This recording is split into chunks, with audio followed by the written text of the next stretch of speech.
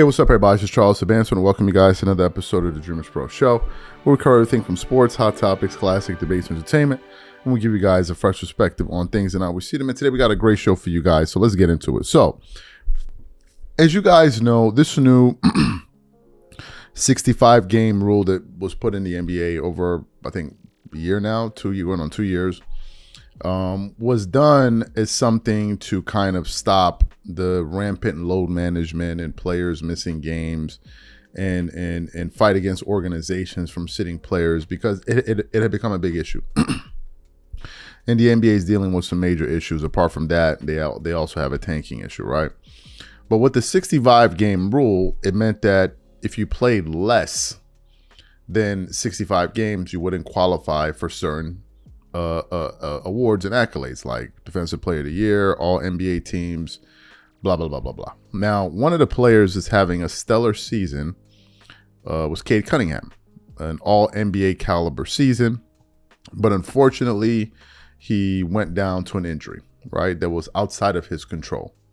And given the fact that he now is dealing with this injury, is going to cause him to miss the 65-game threshold. And some people are saying, they need to abolish this rule because it's hurting certain players. I even heard this morning that Kawhi Leonard spoke out against it.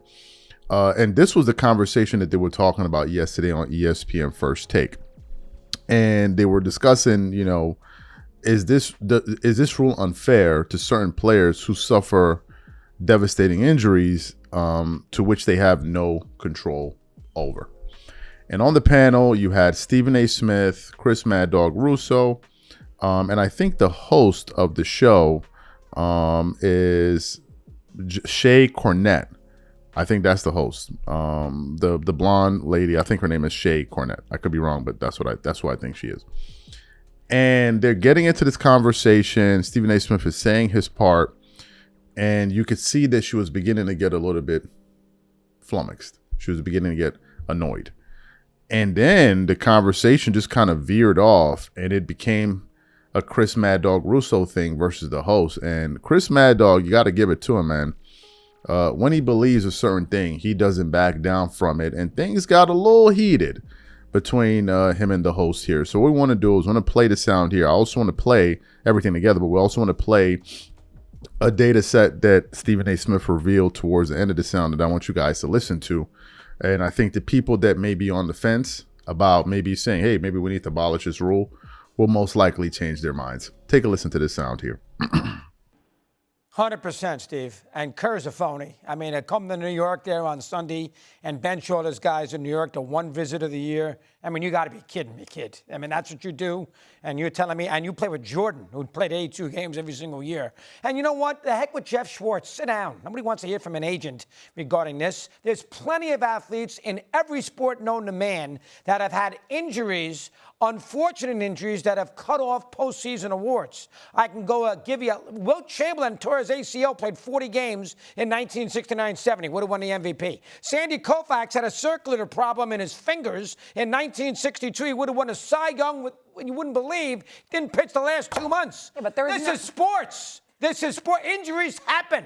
Okay. This is sports. That's the way it is. It's unfortunate. I feel bad for him. But we don't make any exceptions now because you're annoyed that one of your players had an injury. Tough. This is professional sports. Sometimes it bounces your way. Sometimes it doesn't. You can't give the guy the MVP for playing 61 games. It's absurd. So he's wrong. I have something to say. Go ahead, Shay, but make sure before we go to commercial break, I got some numbers to give y'all. I was gonna ask a question. I hear what you're saying, but those instances you brought up, there wasn't this 65-game rule. There wasn't a rule in place. That was just the way the cookie crumbled. But now there's a specific number, and Cade is a specific instance with a serious injury. Well, you got to have a number. You got to have some barometer. You got to have a number, what Shay. are you going to do, 40 games, 50 games? No. You got to have something. I like the number. My question is now, though, maybe there's an exception to the rule. No. Maybe you could appeal it or do something because he has a very specific instance here. Tell me.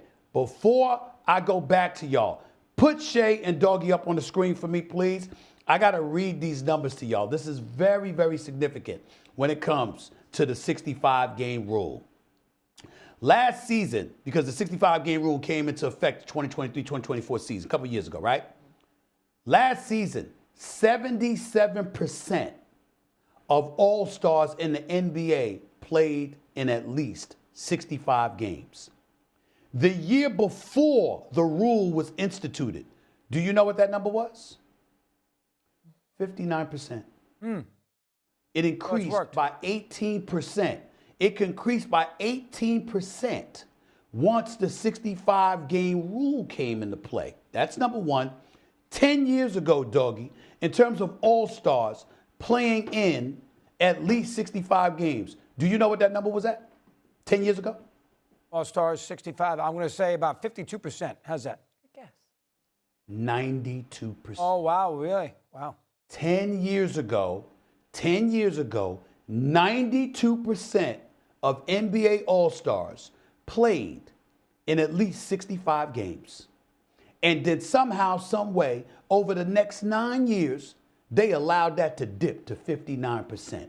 That is the evidence that the NBA leaned on to highlight how dismissive All-Stars had become towards honoring their commitment to playing as many games as they possibly could during the regular season, which forced the 65-game rule to come into play. If I know that, I know that, Jeff Schwartz knows that. Sit down.